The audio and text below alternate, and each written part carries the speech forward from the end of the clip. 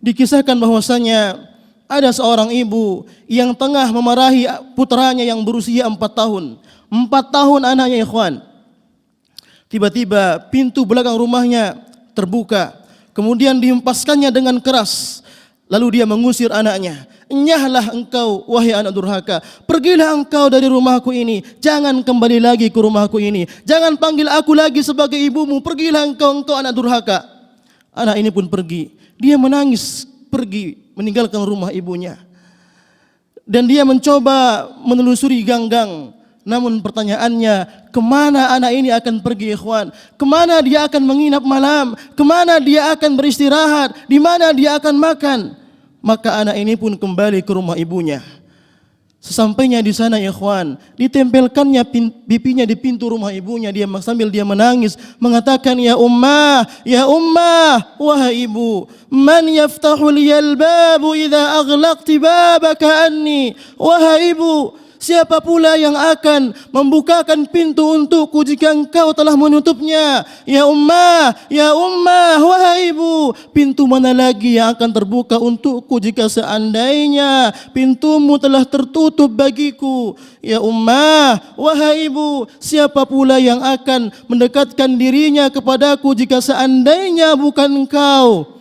Ya ummah, wahai ibu, siapa pula yang akan memberikan belayan kasih sayangnya kepadaku jika seandainya engkau telah murka kepadaku? Tidak ada, wahai ibu. Lalu anak ini, ya ikhwan, dia jatuh ke tanah, ditempelkannya pipinya di tanah tersebut sambil dia menangis. Dia menangis untuk dibukakan pintu dan dia tidak akan kembali lagi kepada kesalahannya yang sama. Dia tidak akan kembali lagi kepada kesalahannya yang dulu. Maka sang ibu mendengar tangisan anaknya. Sang ibu mendengar tangisan anaknya. Dia perhatikan tingkah laku anaknya dari celah rumah papannya. Tidak sampai hatinya, ya ikhwan, tidak tega hatinya. Maka dia pun membukakan pintu untuk anaknya. Diangkatnya anak tersebut, kemudian dibersihkannya pipinya dari tanah dan debu, kemudian dipeluknya dan dia mengatakan, wahai penyejuk pandanganku, wahai penyejuk pandanganku, siapa pula yang tidak tersentuh dengan ucapanmu? Siapa ibu yang telah mengusir anaknya, wahai anakku? Katakan kepada ibu siapa yang mengusir anaknya. Tidak ada, wahai anakku. Namun engkau telah melakukan kesalahan, engkau telah durhaka kepada ibu, dan ibu akan memaafkan kesalahanmu. Subhanallah, Allahu Akbar. Coba antum perhatikan, begitu besar kasih sayang seorang ibu kepada anaknya. Maka jangan sia-siakan ibu kita, ya ikhwan. Jangan sia-siakan dia. Peganglah kakinya, sungguhnya surga ada di kakinya. Hapuslah air matanya, kencangkan tulang ringkihnya. Jangan sakiti hatinya, jangan hancurkan perasaannya. Karena wallahi, ya ikhwan, jika seandainya dia mengangkat kedua tangannya ke langit, kemudian dia mengeluhkan sakit hatinya kepada Allah Subhanahu wa ta'ala, dan jika keluhannya telah menembus awan, membuka pintu-pintu langit, wallahi, ya ikhwan, tidak ada yang akan menimpa anak tersebut kecuali kebinasaan. Tidak ada yang akan menimpa kita kecuali kehancuran.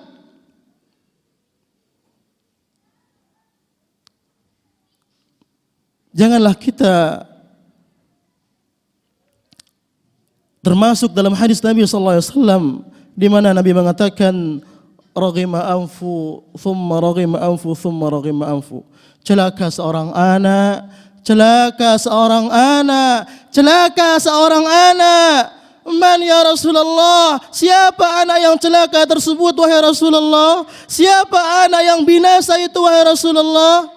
Rasulullah mengatakan, man adraka abawai indal kibr ahaduhuma aw kilaihima falam yudkhilil jannah. Celaka seorang anak yang mendapati kedua orang tuanya di masa tuanya namun tidak menjadikan dia masuk surga. Celaka seorang anak yang mendapati kedua orang tuanya di masa tuanya atau salah satu di antara keduanya namun tidak menjadikan dia masuk surga. Dia tinggal bersama orang tuanya, dia makan bersamanya, dia minum bersamanya, namun dengan kehadirannya di tengah-tengah orang tuanya tidak menyebabkan dia masuk ke dalam surga.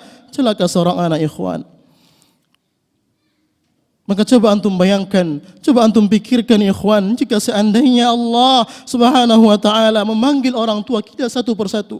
Ibu kita dipanggil oleh Allah Subhanahu wa taala, ayah kita dipanggil oleh Allah Subhanahu wa taala. Kemana antum akan mencari penggantinya ikhwan? Di mana antum akan mencari penggantinya ikhwan? Wallahi ikhwan, tidak ada yang akan menggantikan, tidak ada yang akan bisa menggantikan posisinya di kehidupan kita ini. Wallah, enggak ada ya ikhwan.